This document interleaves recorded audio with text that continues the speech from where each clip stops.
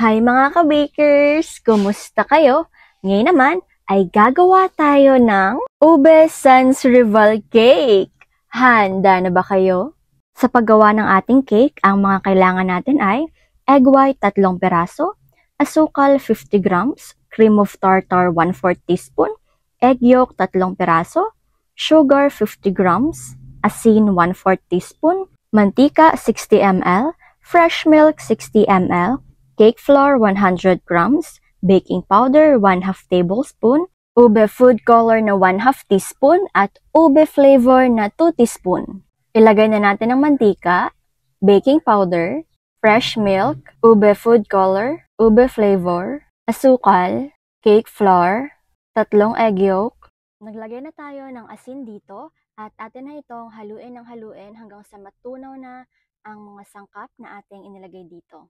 Ayan, at kapag ganito na po siya ay okay na nga po ito mga ka-bakers at itigil na po natin ang paghahalo dito dahil pure naman na po siya at wala na pong mga buo-buo. Ngayon naman, sa ating mixer, ilagay na nga po natin dito ang ating egg white at maglagay na nga po tayo dito ng ating cream of tartar. Atin na pong paandarin ang ating mixer hanggang po sa umalsa ito ng kaunti. Kapag umalsa na ay atin na nga pong ilagay ang ating asukal. Ayan, dahan-dahan lamang po natin at i-continue lamang po ito nito hanggang po sa tuloy na po itong umalsa at yung maputi na po ang ating egg white. Yan, para na po siyang foam or foamy na. Yan, atin na nga po siyang tanggalin at atin na po siyang ilagay sa ating unang minix. Ngayon naman ay atin na itong haluin ng haluin hanggang sa magsama na po sila. At syempre, just take your time lamang po. At kapag tapos na nga po ito, atin na pong i-ready ang ating lalagyan na 6x3. Ayan, ating nga po itong cake pan na 6x3 at ito po ay 1 piraso lamang. Ilagay na po natin ito sa ating molde at kapag may sobra po ay atin din po itong lutuin. Ilagay lamang po natin ito sa isa pang lalagyan. Atin lamang po itong itaktak ng kaunti para po mag-lessen po ang bubbles. At ready na nga po ito para sa ating oven.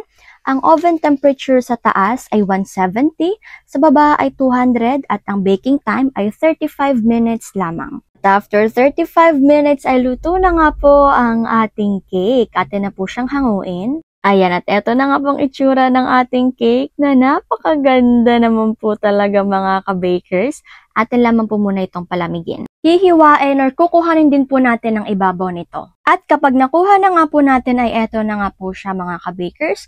At eto nga rin po pala yung sobra sa ating cake kanina. Yung kapag nilagay na po sa molde at meron pa pong sobra sa lalagyan, atin na rin po siyang i-oven. Ayan, atin na nga po siyang pinupinuhan. At konti lang na naman po ito dahil konti lang din naman po ang sumobra sa ating minix kanina. Ayan, at syempre naman po eto na nga po siya. At kapag malamig na po ang ating cake, ay atin na nga po itong tanggalin sa kanyang molde. Gamit naman po tayo ng maliit na bread knife or cake knife dito, bread knife. Pagkatapos ay atin na po siyang ilagay sa ating cake board. Ayan. Hatiin na nga po natin ito sa gitna para po mailagay na rin po natin dito ang ating icing at saka po yung palaman niya at saka po yung gagamitin nating sans rival. Maglagay na nga po tayo dito ng ating sugar na mayroon nga po pala itong kaunting wine at saka po asukal. Yan, para po mas matagal po siyang mag-dry at saka moist pa rin po siya. Ayan. At ngayon naman po, maglalagay na nga po tayo dito ng ating icing. Ito nga po pala ay buttercream ice. Ayan. At atin nga lang po itong ipakalat or i-make sure natin na pantay po sila. At meron din po sa gilid. Eto na nga po at maglalagay na nga po tayo dito ng ating sans rival. Eto nga po pala ay 6 inches. Yung size po niya ay 6. At maglalagay na nga po ulit tayo dito ng ating whipping cream. Sa mga gusto pong matutong gumawa nito mga ka-bakers, nako, meron po tayong video nito. I-search nyo lang po ang sans rival cake, Chef Randy, or tignan nyo lang po sa description dahil may nakalagay po sa ating description. At pinatungan nga po ulit natin ng sans rival.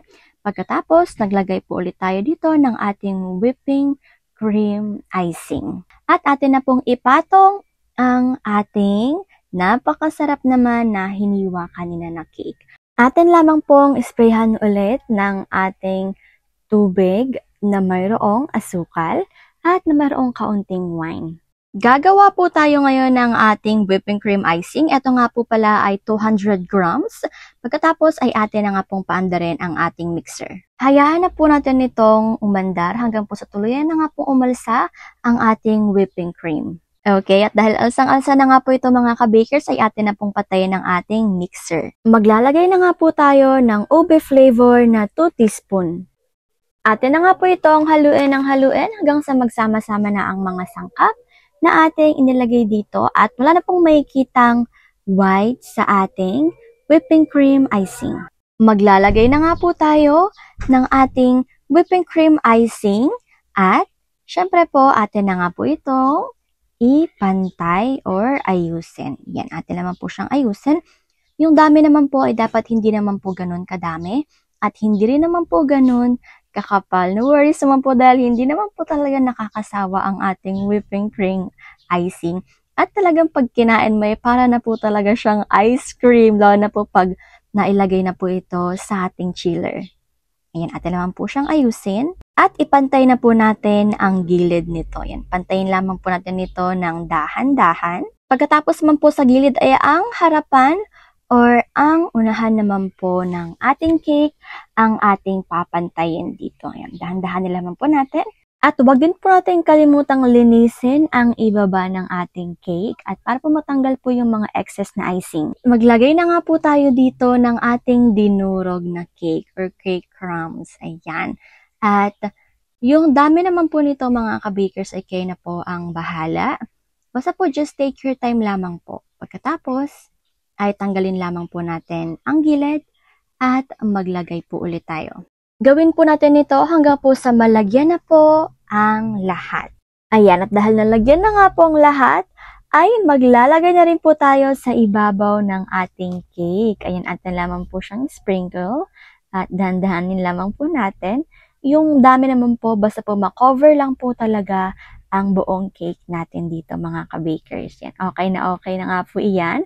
At atin na nga po itong pantayin. Pagkatapos ay tanggalin na po natin ang mga excess sa ilalim or sa gilid. Maglalagay naman po tayo ngayon ng ating icing para po sa ating design. At ito nga po pala ay flower shape. At yung number naman po ay kayo na po ang bahala kung ano pong number ang gusto nyong gamitin.